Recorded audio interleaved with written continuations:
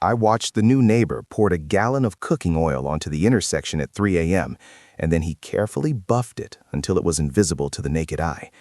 He didn't look like a vandal, and he certainly didn't look like a prankster.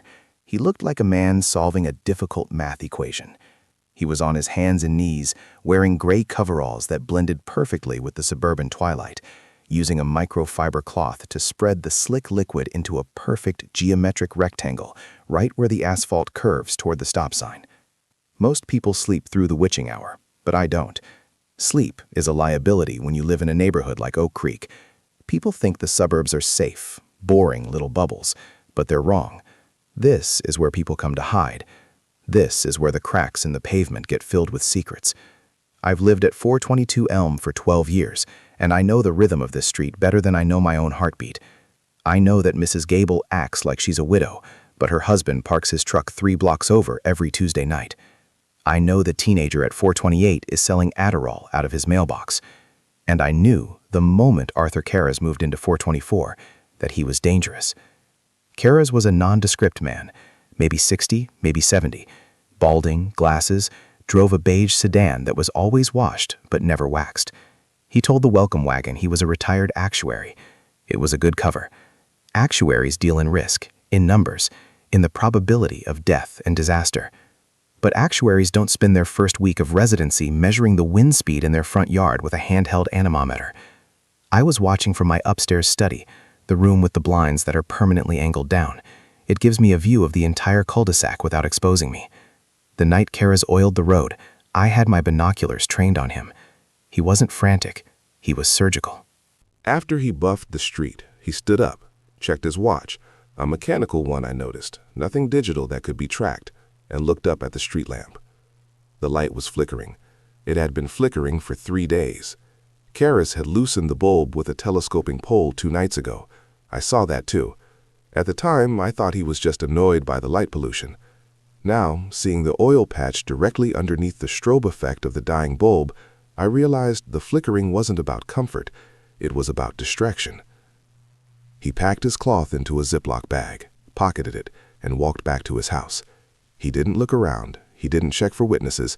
He moved with the arrogance of a man who knows that no one pays attention to the details anymore. But he was wrong. I pay attention.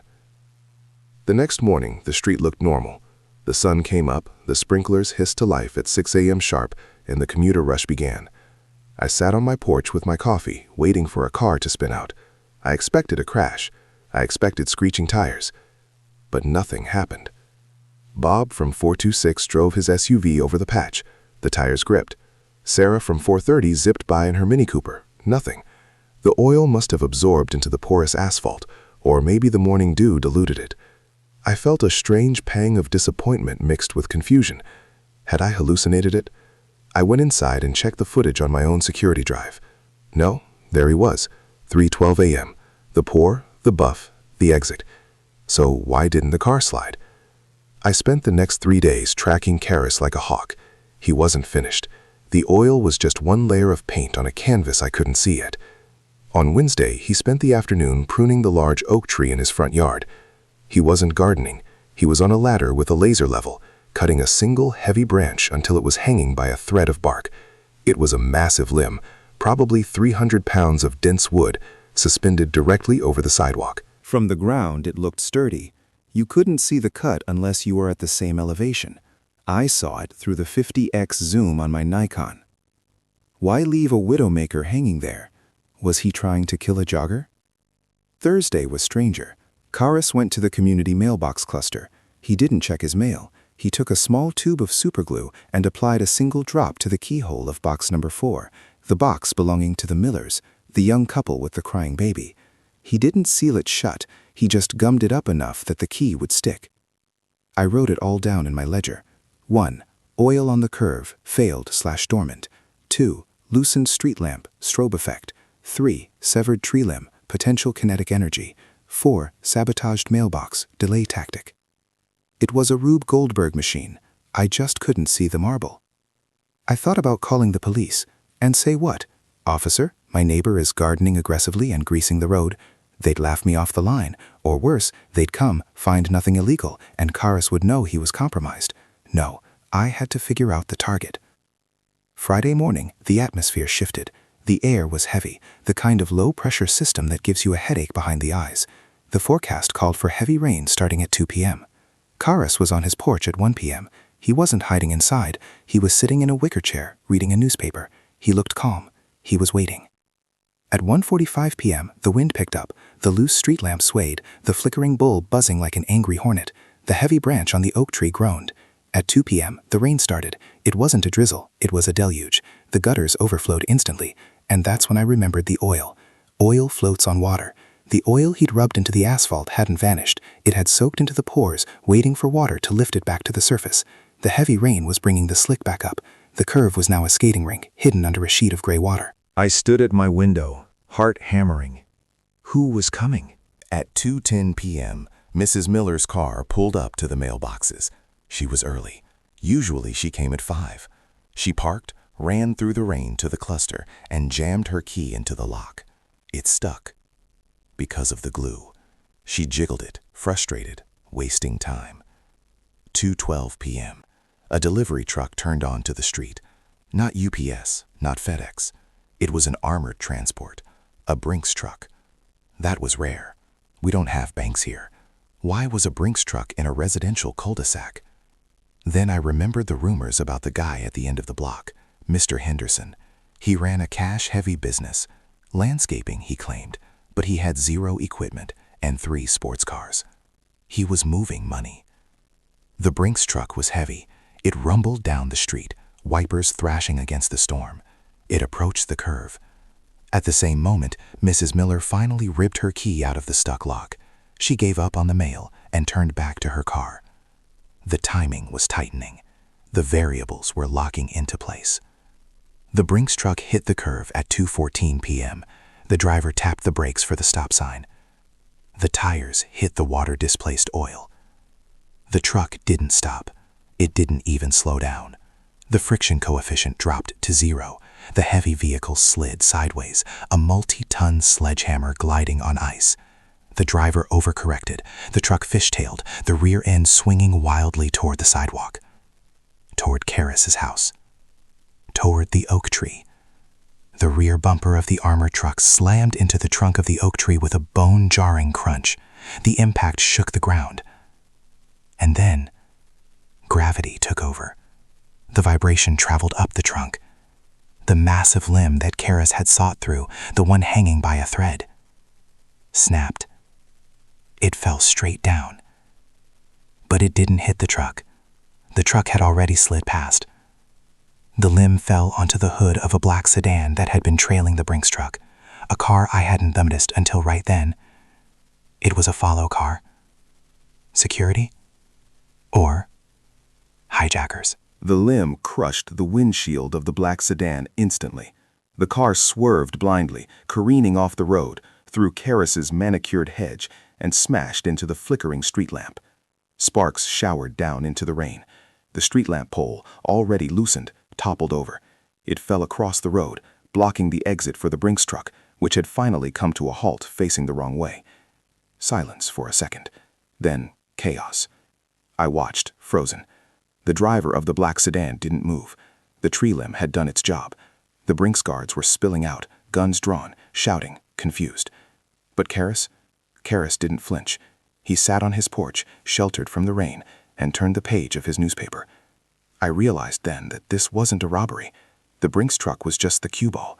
The target was the black sedan, the person trailing the money. I grabbed my coat. I had to go out there. I had to see who was in the car. I ran downstairs, adrenaline flooding my system. I burst out my front door, ignoring the rain. "Call 911, I screamed, playing the role of the concerned neighbor. I ran toward the crushed sedan. The Brinks guards were yelling at me to get back, but I ignored them. I reached the car. The roof was caved in. The driver was a man in a sharp suit, an earpiece dangling from his ear. He was dead. Massive trauma. I looked at the passenger seat. There was a briefcase, and on the floorboard, a suppressed pistol. This was a hit. A professional, impossible-to-trace hit, disguised as a sequence of suburban bad luck. The oil, the rain, the tree, the truck. It was a symphony of physics. I looked up at Karas's porch. He was looking at me. Not at the wreck. At me. He slowly folded his newspaper, placed it on the table, and stood up. He walked down the steps, holding an umbrella he had produced from nowhere. He walked right past the shouting guards, right past the wreckage, and stopped next to me. "Terrible tragedy," he said. His voice was like dry paper. "You did this," I whispered. The rain was plastering my hair to my skull. "I saw you, the oil, the tree, the glue." Karis smiled. It wasn't a villain's smile. It was a teacher's smile. "You saw, but you didn't observe. Not fully." "I know what you are," I hissed. "Do you?" He tilted his umbrella so it shielded both of us, creating a small private room in the middle of the disaster. "I have logs. I have video," I threatened, though I felt a cold knot forming in my stomach. "I know," Karis said softly. "That was the final variable." I stared at him. "What?" "The glue in the mailbox," Karis explained, as if walking me through a math problem. "It delayed Mrs. Miller, but not enough. She was going to get back in her car too quickly. She would have been in the street when the truck slid. She would have been collateral damage. I don't do collateral damage." He gestured to where I had been standing on my porch moments ago. "I needed a delay," he said. "I needed Mrs. Miller to hesitate for 4 more seconds so the truck could clear her bumper. I needed someone to distract her." My blood ran cold. "You," Karis said. "You were in your window. I saw the glint of your binoculars. Mrs. Miller saw you too. She looked up at your house, annoyed that the creepy neighbor was watching her again. That glance cost her 5 seconds. Those 5 seconds saved her life and allowed the truck to hit the mark. I couldn't breathe." You used me?" "I used the environment," Karis corrected. "You are part of the environment. You're as predictable as the rain, neighbor. You watch. That's what you do. If you hadn't been watching, Mrs. Miller would be dead right now." Sirens wailed in the distance. The police were coming. "You're insane," I said. "I'm going to tell them everything." "Tell them," Karis said, stepping back into the rain.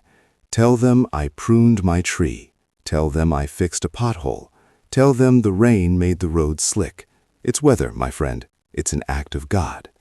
He began walking back to his house. "Besides," he called back over his shoulder, "if you show them your videos, they'll see a man obsessively filming his neighbors for years. Who do you think they'll look at more closely? The retired actuary with the unlucky garden, or the paranoid voyeur with terabytes of unauthorized surveillance footage?" He was right. I stood there, water dripping off my nose, looking at the dead man in the car. It was a perfect crime. He hadn't fired a shot. He hadn't touched the victim. He had weaponized the suburb itself. The police arrived. I gave a statement. I told them it was the rain. I told them the truck slid. I didn't mention the oil. I didn't mention the cut branch. Why? Because when the police searched the dead man's car, they found a hit list. The man in the sedan was a cleaner for a cartel, on his way to kill a witness 3 towns over. Karis hadn't just killed a man, he had stopped a massacre. Or maybe that's just what I tell myself to sleep at night. Karis still lives next door. We wave to each other when we get the mail.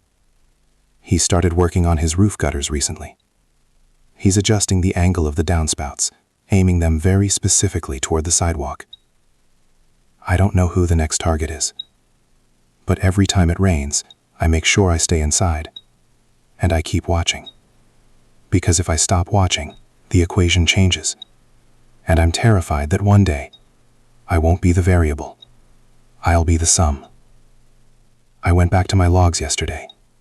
I started reviewing the footage from before Karis moved in. I wanted to see if I missed anything. Any precursor. That's when I noticed something chilling. 3 weeks before Karis arrived, a utility van was parked in front of my house. A man was working on the telephone pole. I zoomed in on the stored footage. The man was installing a small gray box on the line. I zoomed in further. The face was younger, beard dyed, but the eyes were the same. It was Karis. He hadn't just moved in and started planning. He had been prepping the battlefield before he even bought the house. But why the phone line? I went outside, my heart hammering against my ribs. I walked to the telephone pole on the corner of my lot. I looked up. The gray box was there. It looked like a standard repeater, but Karis doesn't do standard. I went back inside and grabbed my RF detector, a little toy I bought to sweep for bugs. I pointed it at the pole. It spiked. The box wasn't receiving. It was transmitting. It was transmitting audio from my house. The realization hit me like a physical blow. Karis wasn't just using my habit of watching him. He was listening to me. He knew I was narrating his moves to myself. He knew when I was on the phone. He knew my schedule.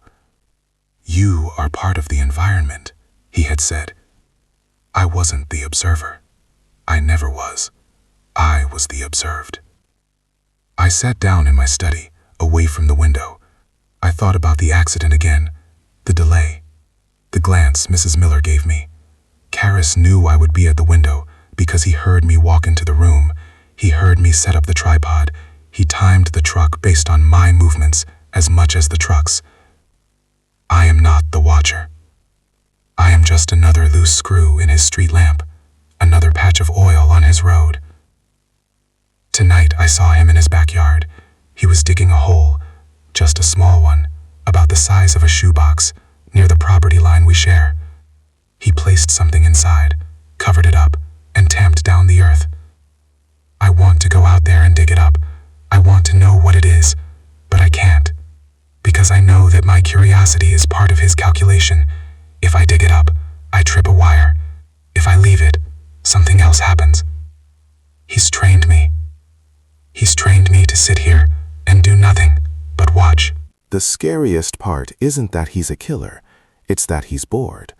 I saw him this morning, testing the tension of the overhead power lines with a long, insulated pole. He plucked the wire like a guitar string, listening to the hum. He's composing his next symphony, and I have a terrible feeling that this time, the crescendo is going to be right in my living room. I looked at the oil stain on the road today. It's almost gone, worn away by tires and rain. The street lamp has been fixed by the city.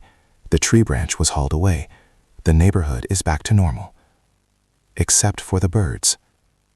Have you ever noticed that birds stop singing before a storm? The crows in our neighborhood have vanished, all of them. Karis put up a bird feeder 3 days ago.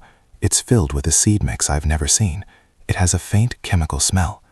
The birds ate it, and then they left, or they died. I don't know, but the silence is deafening. I think he's clearing the airspace.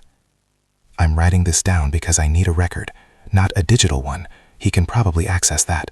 A physical one. I'm writing this in a notebook, and I'm going to hide it. Not in my house, in his. It's the only place he won't look. He's so focused on the external variables, on manipulating the world around him, that he assumes his own sanctuary is sterile. Tonight, when he goes for his 3 a.m. walk to check the neighborhood geometry, I'm going to slip into his backyard. I'm going to bury this notebook in the hole he dug. It's a risk, the biggest I've ever taken. But I have to change the variables. I have to introduce chaos into his system. If I plant this record in his garden, I become an active agent again. I stop being a tool and start being a player. I can see him now. He's putting on his coat. He's checking his watch. 2:58 a.m. He's opening the door. He's stepping out. He's gone. It's time. I'm done watching. Now I act. If you find this notebook, don't dig up the rose bushes. Don't touch the mailbox. And for the love of God, if it starts to rain, don't step on the brakes. Just drive. Drive until you're out of Oak Creek. And don't look back.